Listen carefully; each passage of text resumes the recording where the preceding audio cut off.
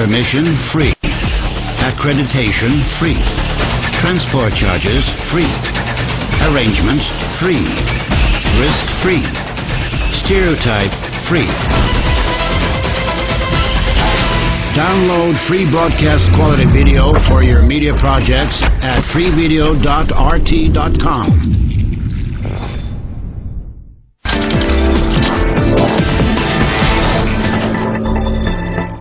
Welcome back to the Keiser Report. I'm Max Keiser, special in-studio guest today, Senator Mike Gravel. Senator Gravel was the U.S. Senator for Alaska from 1969 to 1981. He ran for the nomination for president in 2008, first for the Democratic ticket and then the Libertarian.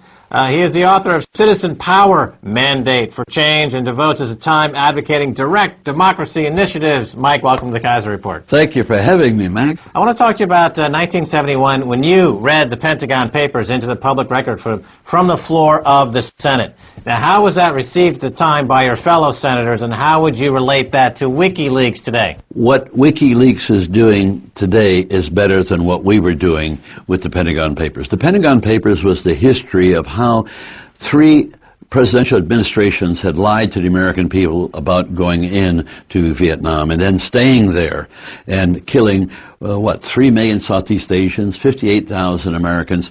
And I want to say, Max, they all died in vain. Vietnam is still a communist country, has most favored trading relationship with us.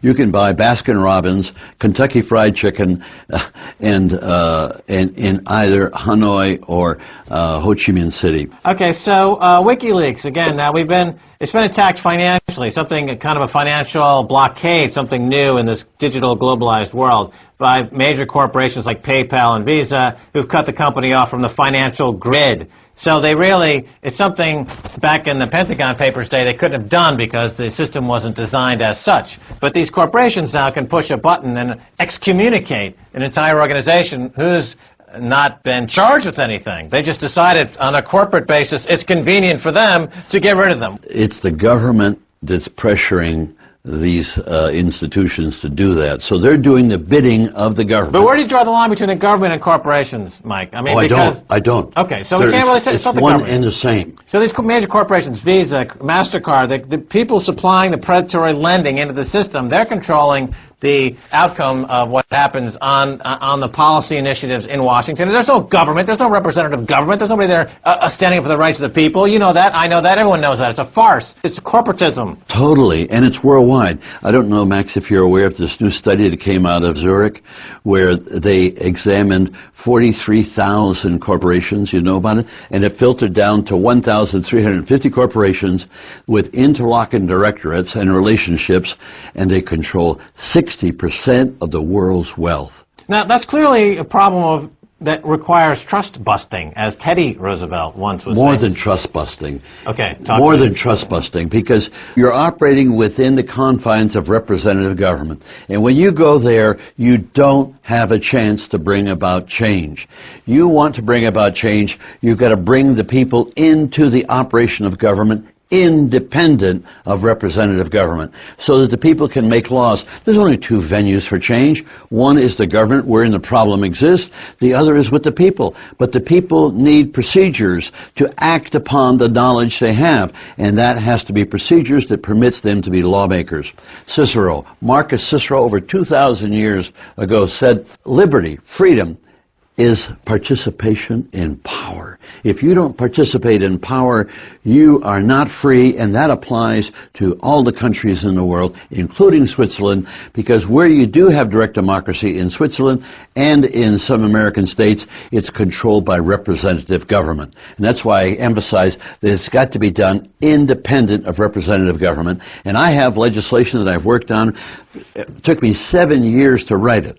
And it can be applied in any country in the world, and it would empower people by going around the government. I have no confidence that the government would ever empower the people. Okay, so this is what you're into now, direct democracy. My whole life is in there. Okay, and as you've just described it, you are globe-trotting, with a basically a do-it-yourself kit, how you too can be democratic. If you follow these simple flat pack kind of, you're right. It's like an IKEA.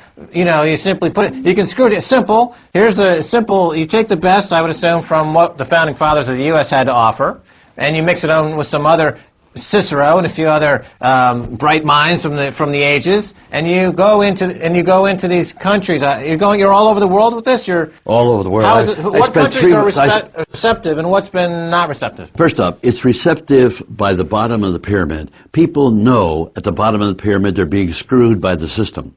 And so, okay, take a good example like Egypt. Okay, they just had a revolution. They've been in control of a client state. Mubarak is controlled by America. They want democracy. Now, would you go in there to Cairo? Have you gone in there? Have they looked at it? What's the No, I've not gone into Egypt. I would not do that.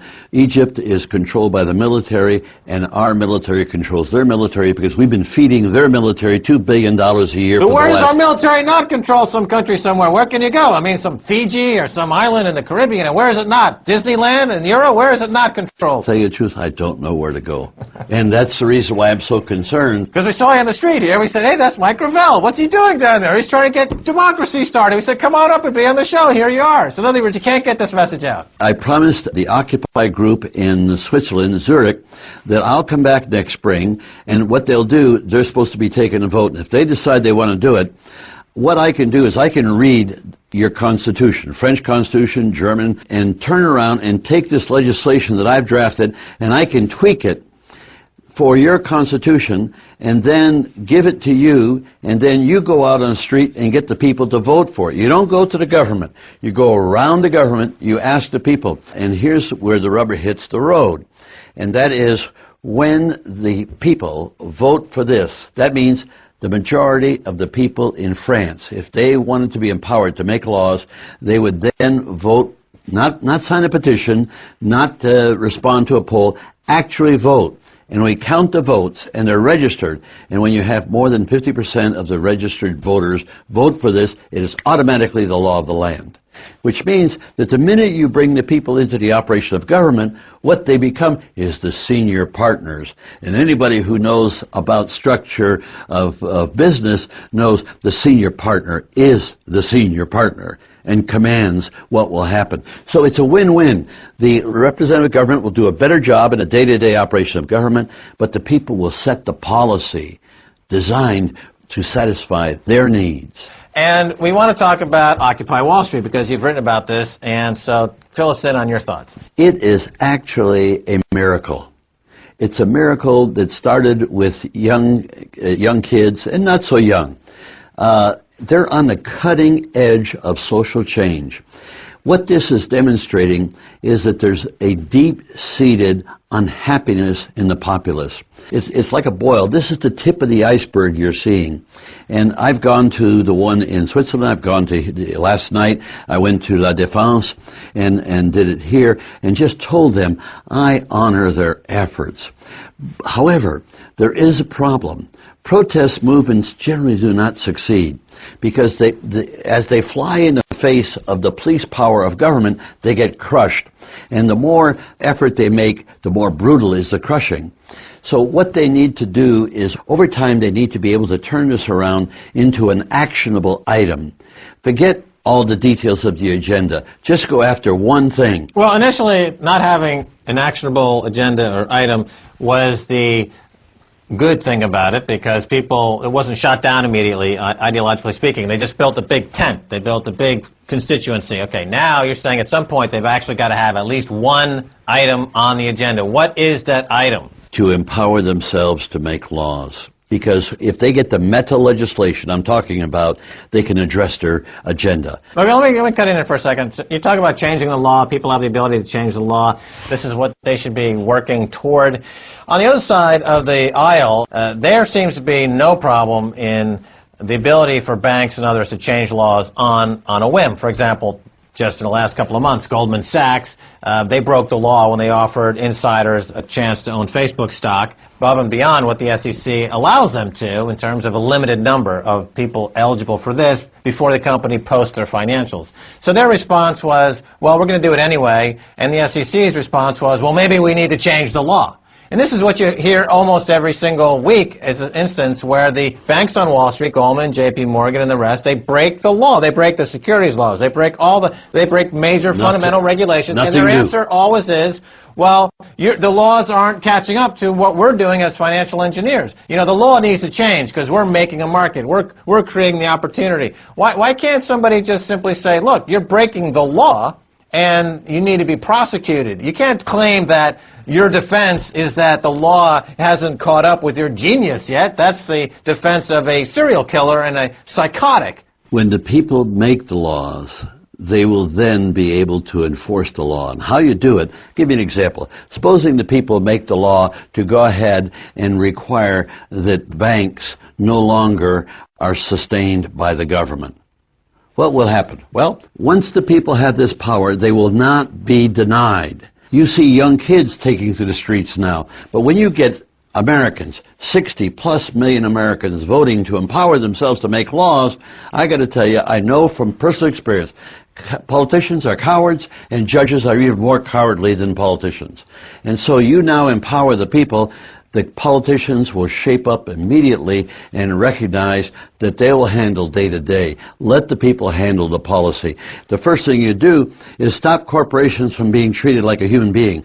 In the constitutional amendment I have, it says that money for an initiative, for or against, can only come from a natural person. What does that mean? That all these unnatural people with all this power to steal and break the law, they can no longer get involved in the lawmaking process, which they do right now because they own the Congress, they own all the governments. Okay, so we've got about a minute left. To summarize, you've been working on this direct democracy project for a number of years, and you see with this Occupy movement really a golden opportunity for the realization of these ideals. With this group, these people now are just begging to retake back their democracy and their rights, and so you're really enthusiastic by this, right? And up till now, I've never really had any hope that other than scratching away and being lucky that we could bring it about. But now when I see the Occupy movement rising like a phoenix from nowhere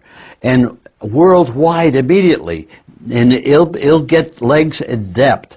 And as that's the crisis I've been waiting for, to now push the national initiative and say, the answer is not to protest, the answer is to make yourself lawmakers.